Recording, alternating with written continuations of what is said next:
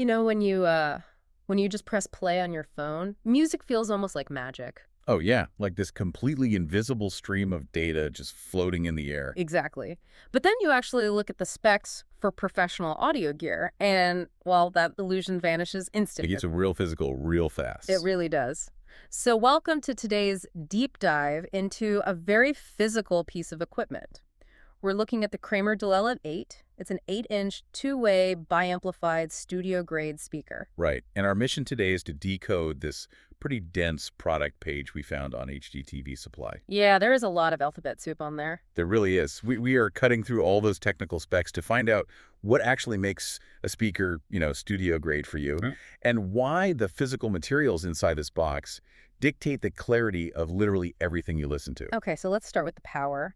The specs say it uses, hold on, a Class A/B amplifier delivering 100 watts RMS. Right. Before my eyes completely glaze over, what does that actually mean for the listener? So it's basically a measurement of sustained power.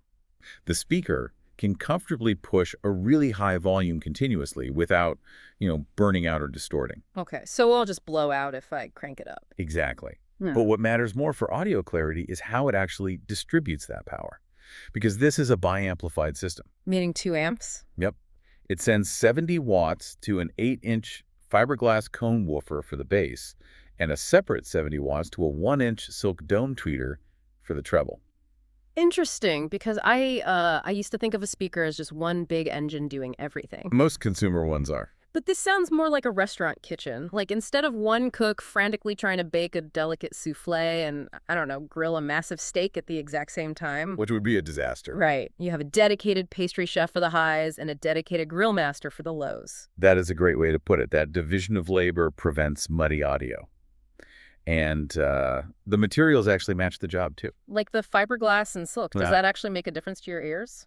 Oh, absolutely. I mean, fiberglass is rigid, but incredibly lightweight. It can slam back and forth to push the massive amounts of air you need for heavy bass without bending out of shape. Oh, okay. And the silk. Silk is highly flexible, so it lets the tweeter vibrate incredibly fast for high notes without sounding harsh or brittle to your ear. So the materials are super specialized, but how does the speaker actually divide the frequencies? Like the specs list range from 43 hertz up to 20 kilohertz. Right, that's the full spectrum. But the crossover frequency is 3.7 kilohertz.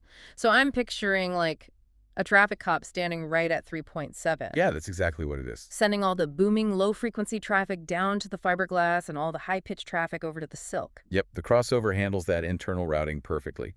But Kramer also gives you adjustable volume and high-frequency gain controls on the back of the unit. Wait, why? If the internal traffic cop is already doing its job, why on earth would I need to manually adjust the high frequencies myself? Well, you have to. Doesn't that just risk messing up a perfectly tuned system? Not if you know what you're doing. You have to factor in the physical room you're putting this in. I mean, hardwood floors, they reflect high pitches wildly. Oh, right, like an echo. Exactly. While thick carpets will just absorb those same pitches.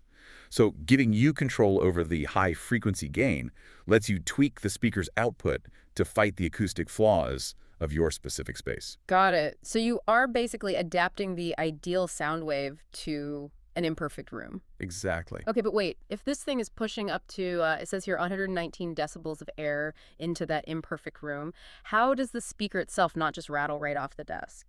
Because of the build quality. The wooden cabinet housing all this tech weighs in at a massive 25.3 pounds. Oh, wow. For just one single speaker. That is heavy. I always assumed wood cabinets were just like an aesthetic choice to make studios look fancy. 25 pounds for a single monitor seems a bit absurd. It sounds like overkill, right? Yeah. What is all that weight actually doing? Well, when a speaker pushes 119 decibels, the kinetic energy is violent. Dense wood is crucial to absorb all those vibrations. If the cabinet was just lightweight plastic, the box itself would rattle and instantly distort the pure audio signal coming from the cones. So the heavy box stays completely dead so the fiberglass and silk can do all the moving. You got it. That makes a lot of sense. I also see mentions of magnetic shielding and different inputs, balanced XLR and quarter-inch TRS, plus unbalanced RCA. Right, lots of connectivity. And just to note, currently HDTV Supply lists this at $459. But backing up to the shielding for a second, What are we actually shielding it from? Actually, we are shielding everything else in the studio from the speaker. Oh, really? Yeah, speakers are essentially giant magnets pushing air. If you don't contain that massive magnetic field, it can wipe nearby hard drives or induce this awful electronic hum in your audio cables. Yikes. Okay, yeah, you definitely don't want that. No. So the heavy wooden box and the internal shielding create a strict quarantine zone for those magnets. That is wild. And it also ties into why they offer balanced inputs like XLR. Those actively cancel out electronic noise picked up along the cable, unlike the standard, unbalanced RCA connections you usually find on consumer TVs. Okay, so the Kramer Dolev V8 is really far from just a generic box making noise. I mean, it's a heavily armored, highly tunable piece of precision equipment designed to physically isolate and perfectly reproduce sound. Yeah, it basically acts as the physical foundation for digital audio. That is fascinating. So next time you throw on a track, just ponder this for a second. The artist mixed that song on studio monitors carefully tailored to the acoustics of their specific room. Are you actually hearing the song the way they intended it to sound, or just the version your own room is forcing you to hear?